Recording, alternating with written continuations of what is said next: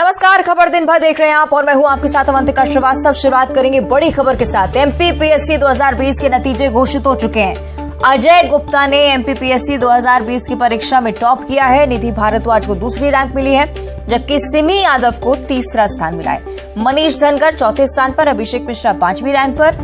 Top 20 में खास बात यह कि 9 लड़कियों ने जगह बनाई है, लड़कियों ने बाजी मारी है। ओबीसी आरक्षण की वजह से रिजल्ट रुका हुआ था। लंबे समय से युवा अभ्यर्थी इसका इंतजार कर रहे थे। 87% रिजल्ट घोषित किया गया है, 13% रिजल्ट अभी भी रोका गया है। तो ये बड़ी जानकारी। आरक्षण को लेकर जो पेच फंसा हुआ है उसे लेकर हालांकि लगातार आक्रोश भी लोगों का बढ़ता जा रहा था। जो अभ्यर्थी रिजल्ट का इंतजार कर रहे थे उनके लिए सब्र करना बहुत मुश्किल था, लेकिन अब चूंकि रिजल्ट घोषित हो चुका है तो ये बड़ी जानकारी। और टॉप 20 में 9 लड़कियों का शामिल होना, लड़कियों की तरफ से एक बार फिर से बाजी मारी गई है। हालांकि टॉपर अजय गुप्ता है, लेकिन दूसरी तीसरी रैंक अगर देखी जाए तो लड़कियों की रैंकिंग्स में लगातार सुधार देखने को मिलता है। एमपीपीएससी 2020 अजय गुप्ता टॉप किए हैं, निधि भारद्वाज दूसरी रैंक पर, सिमी यादव तीसरा स्थान, मनीष धनगर चौथा स्थान, अभिषेक मिश्रा को 5वीं रैंक हासिल हुई है। टॉप 20 में 9 लड़कियों ने जगह बनाई। अक्सर आप सोशल मीडिया पर भी देखते होंगे एमपीपीएससी को लेकर लगातार क्वेश्चंस भी पूछे जा रहे थे। सहयोगी शैलेंद्र से हम ज्यादा जानकारी लेंगे। शैलेंद्र, एमपीपीएससी 2020 के नतीजे घोषित हो चुके हैं, सब्र अब खत्म हुआ अभ्यर्थियों का। देखिए, बिल्कुल लंबे समय से इस नतीजों का इंतजार किया जा रहा था। जिस तरीके से जो नतीजे सामने आए हैं उसमें मुरैना के रहने वाले अजय गुप्ता ने बाजी मारी, उनको पहला स्थान मिला है। वही अगर महिलाओं की बात करें तो निधि भारद्वाज पहले नंबर पर, को दूसरा नंबर मिला है। इसके अलावा तीसरा स्थान, मनीष धनगर ने चौथा स्थान और अभिषेक मिश्रा को 5वां स्थान मिला। इसके साथ ही अभिषेक प्रकाश को 6वां स्थान मिला है। तो छोटे इलाकों के बच्चे जो परीक्षार्थी थे उन्होंने बाजी मारी है और लंबे समय से परीक्षा परिणाम का इंतजार कर रहे थे। और ऐसे में अब परीक्षा इन्होंने उसकी अब आज जो है नतीजे घोषित हो चुके हैं। जी निश्चित तौर पर। और जिस तरह से हम ये बदलाव देख रहे हैं शैलेंद्र, लड़कियों का लगातार सामने आना, और साथ ही साथ ये भी जिस बात का आप जिक्र कर रहे हैं कि ग्रामीण अंचलों से जितने भी अभ्यर्थी निकलकर सामने आते हैं वो बेहतरीन प्रदर्शन दिखाते हैं इस बार कॉम्पिटिटिव एग्जाम्स में। बिल्कुल, आपने ठीक कहा कि जिस तरीके से महिलाओं की भागीदारी या लड़कियों की भागीदारी इस तरह की चीजों में लगातार देखने को मिल रही है। आप भी देखिए, चाहे मध्य प्रदेश आंकड़े या फिर जो प्रतियोगी परीक्षाएं हैं, अभी जिस तरीके से और भी जो नतीजे आए उसमें देखने में आता है कि लड़कियों ने बाजी मारी है। लड़कों से अधिक जो चयन जो है वो लड़कियों का हो रहा है और छोटे कस्बे के जो खास छात्रा हैं वो बेहतर परफॉर्म कर रहे हैं। ये बताता है किस तरीके से लगन के साथ वो लोग काम मेहनत कर रहे हैं, उसका परिणाम उनको तरीके से मिल रहा है। जी बिल्कुल, पहले परसेंटेज काफी कम हुआ करता था, इक्का दुक्की लड़कियों के नाम ही हम टॉप 20 में देख पाते थे, लेकिन अब बदलाव आया है। शैलेंद्र, अब ये भी समझना चाहेंगे, ये जो आंकड़ा सामने आया 87% बताया जा रहा है रिजल्ट घोषित है, 13% रोका गया है, क्या है इसके पीछे वजह? देखिए, कुछ रिजल्ट जो है वो रोके गए हैं, उसके पीछे कुछ टेक्निकल इश्यूज बताया जा रहा है। उस सबको भी जो आयोग है वो मध्य प्रदेश लोक सेवा आयोग, वो उसका जो टेक्निकल गलतियां हैं उनको ठीक करेगा और उसके बाद रिजल्ट घोषित किया जाएगा। हालांकि इससे पहले भी ये देखने में आता रहा है कि कई बार कुछ रिजल्ट जो है वो रोके गए हैं और उसको लेकर कहीं न कहीं छात्रों में भी थोड़ा सा आक्रोश भी कई बार देखने को मिला। कई बार लोक सेवा आयोग के बाद इस तरीके से लोक सेवा आयोग की तरफ से बताया गया है कि जल्द ही इन नतीजों को भी घोषित किया जाएगा। जी शैलेंद्र, ये भी समझाइएगा अभी ये जो 13% रिजल्ट रोका गया है उसके नतीजे कब तक जारी हो सकते हैं? क्या कुछ प्रक्रिया आगे रहेगी? क्योंकि आरक्षण को लेकर तो लगातार युवा सवाल उठा ही रहे हैं। हाँ देखिए, बिल्कुल निश्चित तौर पर एमपीपीएससी की परीक्षा लंबे समय से अगर कहें कि विवादों में रहती है। कई बार जो है कटऑफ को लेकर बात आती है, कई बार मार्किंग को लेकर भी दिक्कत आती है। इस बार भी जिस तरीके से जो राज्य सेवा परीक्षा 2020 है उसका जो नतीजा आया है, लंबे समय के बाद नतीजे आए हैं, तो ऐसे में कहीं ना कहीं कुछ टेक्निकल गलतियां, कुछ कमियां रही है, जिसके चलते 87% के छात्र हैं उनका जो रिजल्ट है वो घोषित किया गया है। और अब आने वाले समय में उम्मीद है कि जल्द से जल्द ये रिजल्ट घोषित किया जाएगा, क्योंकि जिस तरीके से जो बाकी के नतीजे हैं वो घोषित होंगे और उसके बाद जो है तमाम और आगे की प्रक्रिया भी पूरी की जाएगी। ठीक है, बहुत शुक्रिया आपका शैलेंद्र पूरी चर्चा के लिए। दंतेवाड़ा की अब चर्चा करेंगे। केंद्रीय मंत्री गिरिराज सिंह ने नाथूराम गोडसे को लेकर बयान दिया है। गोडसे को भारत का सपूत करार दिया। मीडिया से बातचीत में कहा कि अगर गांधी के हत्यारे हैं तो गोडसे भारत के सपूत भी हैं, भारत में ही पैदा हुए, औरंगजेब और बाबर की तरह आक्रांता नहीं है। गांधी के हत्यारा हैं तो गोडसे भारत के सपूत भी हैं, वही भारत में ही पैदा लिया है, औरंगजेब और बाबर की तरह आक्रांता नहीं है। और जिसको बाबर का औलाद कहलाने में खुशी महसूस होता है वो कम से कम भारत माता का सही सपूत नहीं हो सकता।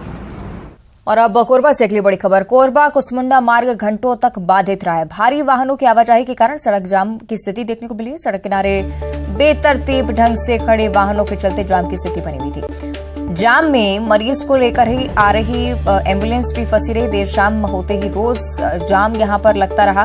ट्रैफिक जाम से लोगों में भी आक्रोश बढ़ता जा रहा है।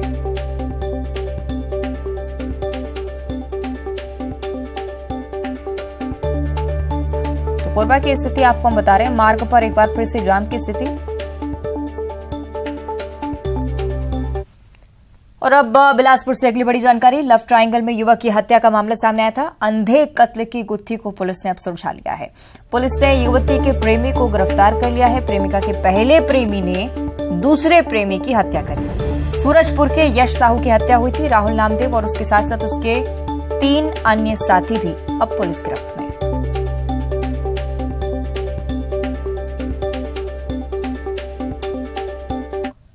रायपुर में महिला की मौत का मामला सामने आया है। 8वीं मंजिल से गिरकर महिला की मौत हुई है और इस मौत के बाद से ही लगातार आक्रोश परिजनों का बढ़ता हुआ। महिला के गिरने का सीसीटीवी वीडियो तो सामने आया ही है, साथ ही साथ बड़ी जानकारी है कि लोगों ने पंडरी थाने का घेराव किया है। ये मांग की जा रही है कि हत्या के एंगल से भी इस पूरे मामले को देखा जाना चाहिए, जांच की जानी चाहिए।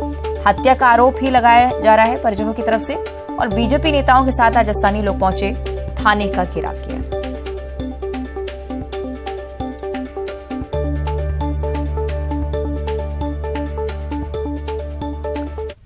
और अब रायपुर से अगली बड़ी खबर, जहां महिला की लाश पाई गई है। घर में फांसी के फंदे पर लटकी हुई महिला की लाश देखी गई। आत्महत्या करने की आशंका जाहिर की जा रही है। गुडियारी पुलिस मामले की जांच कर रही है कि आखिर इस पूरे केस के पीछे वजह क्या हो सकती है, ये अभी तक पता नहीं लग पाया। जांच में खुलासा होना संभव है।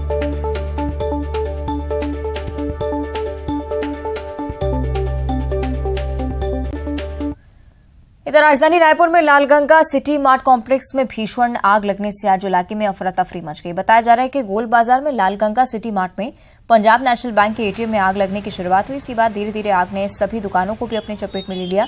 बाहर रखी गाड़ियां जलकर राख हो गई। फायर ब्रिगेड की टीम यहां पर पहुंची, लेकिन काफी मशक्कत करनी पड़ी आग पर काबू पाने के लिए। अब ये कोशिश की जा रही है कि पता लगाया जा सके कि कैसे यहां पर आग लगी थी।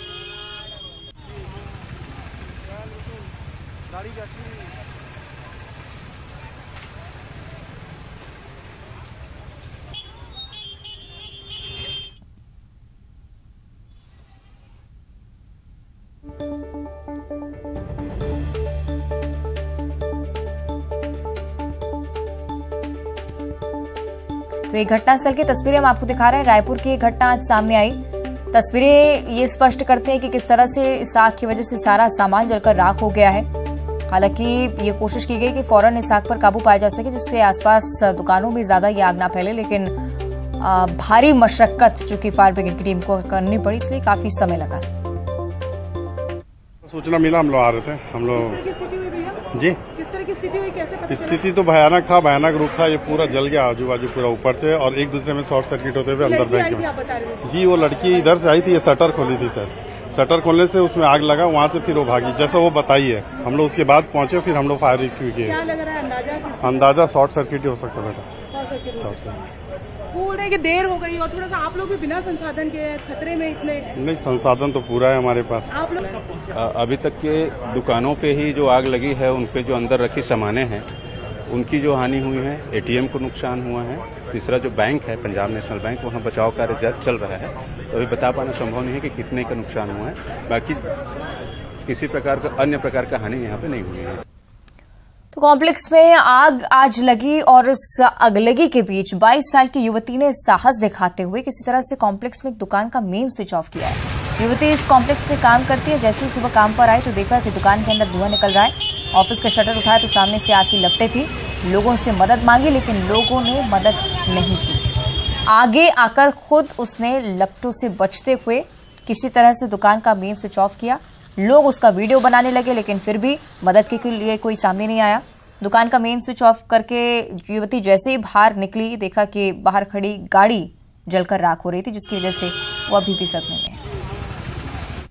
पंजाब नेशनल बैंक के एटीएम में जो आग लगी तो सबसे पहले जो है जो बच्ची पहुंची थी उससे बात करते हैं। काफी अभी तक दहशत में नजर आ रही। हुआ क्या था बेटा?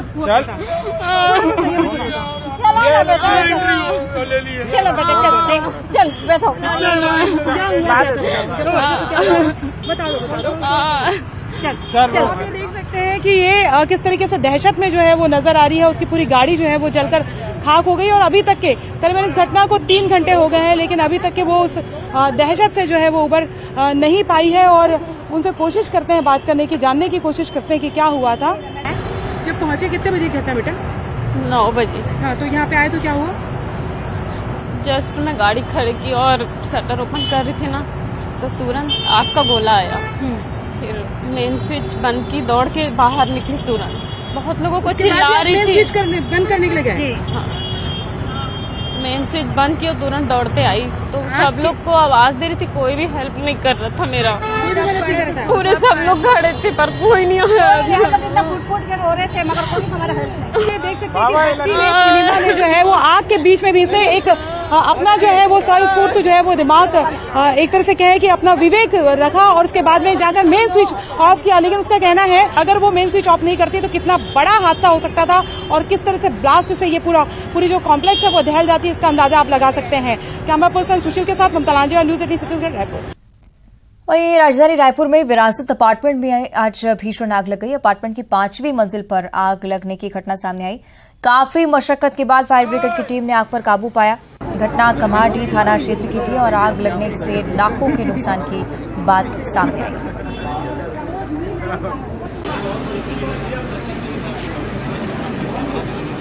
ये तस्वीरें आपकी टीवी स्क्रीन पर विरासत अपार्टमेंट की बिल्डिंग जिसकी 5वीं मंजिल पर आग लग गई थी।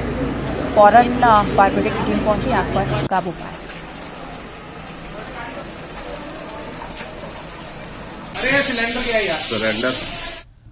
आगे बढ़ते रायपुर से अगली बड़ी खबर। कल वो दिन आ गया है जब टॉपर्स को हेलीकॉप्टर की जॉय राइड के लिए बुलाया जाएगा। 10वीं और 12वीं के बोर्ड के टॉपर्स जॉय राइड करेंगे। मुख्यमंत्री भूपेश बघेल ने इसकी घोषणा की थी। पिछली बार भी इस तरह की तस्वीरें आपने देखी और इस साल भी यही ऐलान था। 78 छात्र छात्राएं हेलीकॉप्टर से जॉय राइड का आनंद उठाएंगे। विद्यार्थियों को प्रोत्साहन राशि भी देकर सम्मानित किया जाना है। सीएम भूपेश बघेल खुद टॉपर्स को सम्मानित करेंगे। सुबह 7 बजे से राजधानी के पुलिस परेड ग्राउंड में हेलीकॉप्टर से जॉय राइड करवाई जाएगी।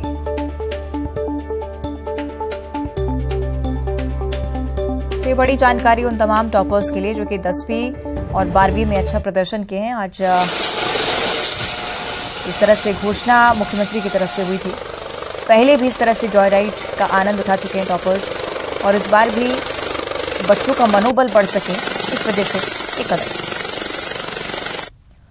कोरबा से अगली बड़ी खबर, जहां तेलंगाना कैडर के आईएएस पर कोर्ट ने एफआईआर के आदेश दिए। आईएएस संदीप कुमार झा की पत्नी की शिकायत पर आदेश सामने आया। आपको बता दें कि पत्नी ने अप्राकृतिक कृत्य करने का आरोप लगाया था। कोरबा निवासी पत्नी ने पति पर गंभीर आरोप लगाए और उन्हीं की शिकायत के आधार पर एफआईआर दर्ज की गई। बिहार के दरभंगा जिले के मूल निवासी हैं संदीप।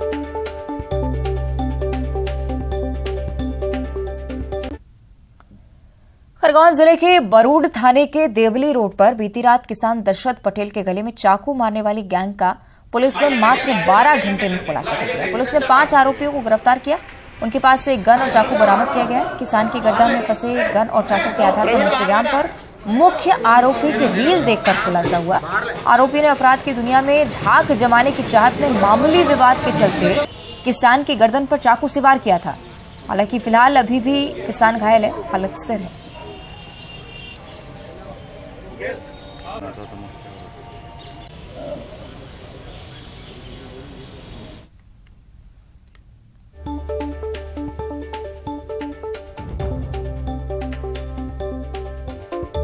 तो आप देख रहे हैं खरगोन की ये पूरी वारदात। ये माना जा रहा था कि पहले आपसी रंजिश की वजह से सब हुआ होगा, लेकिन उसके बाद ये समझ आया कि धाक जमाने के लिए सब किया गया।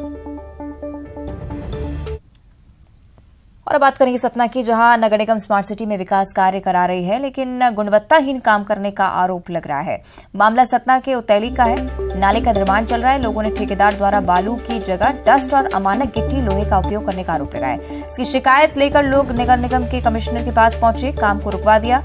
मजबूरन नगर निगम का अमला मौके पर पहुंचा, काम की सैंपलिंग कराई गई। नगर निगम कमिश्नर ने कहा है कि वो गुणवत्ताहीन पाए जाने पर ठेकेदार पर कार्रवाई भी करेंगे। नंबर 22 पद्रीपुरम में निर्माण कार्य स्मार्ट सिटी के तहत चल रहा है। टोटल भ्रष्टाचार, गुणवत्ता विहीन, और यहाँ पे आप किसी भी चीज़ का आप सैंपलिंग कराए, मसाला का हो या आपके लोहे का हो। शिकायत ये है कि पहले जो स्टाइल से नाला बनाया गया, लोहा लगाया गया, सरिया लगाई गई, गिट्टी लगाया गया, सीमेंट लगाया, वो बढ़िया था। अब जो बना रहे हैं, ना तो इसमें लोहा बना रहे, न जाला बिछा रहे, न गिट्टी लगा रहे, न सीमेंट। थी कि गुणवत्ता विहीन निर्माण हो रहा है। तुरंत हमने अजय गुप्ता, हमारे ई है जो स्मार्ट सिटी, और उनके साथ ही साथ प्रवीण सब इंजीनियर, दोनों को तुरंत भेजा, जाइए तुरंत कटिंग करिए, उसका सैंपल ले आइए, लैब में भेजिए। लैब की रिपोर्ट 1-2 दिन में आ जाएगी। अगर ऐसा लगता है कि बिलो स्टैंडर्ड काम है तो उसको तोड़ करके उसी ठेकेदार से दोबारा निर्माण कराएंगे और उसका। इधर रिलायंस जियो ने अपने ग्राहकों के लिए 1-2 नहीं बल्कि 5 अलग अलग प्लान्स की पेशकश कर दी है। इन प्लान्स में ग्राहकों को OTT प्लेटफॉर्म की सुविधा के साथ ही जियो सावन प्रो का सब्सक्रिप्शन भी मिलेगा। जियो सावन प्रो के मंथली सब्सक्रिप्शन की कीमत 99 रुपए है। इसमें ad free music, unlimited download और अनलिमिटेड जियो ट्यून्स का बेनिफिट मिलता है। ये प्लान खास तौर पर OTT प्लेटफॉर्म ज्यादातर यूज करने वाले ग्राहकों को ध्यान में रखकर बनाए गए हैं। इसके अलावा रिलायंस के प्लान में ग्राहकों को high speed internet, unlimited calls जैसी भी कई सारी दूसरे फायदे मिलेंगे। जियो के प्लान्स में ग्राहकों को डेली 1.5 से 2 GB डेटा के साथ अनलिमिटेड कॉल्स का बेनिफिट मिलेगा। प्लान्स की वैलिडिटी 28 से 84 दिनों की सेट की गई।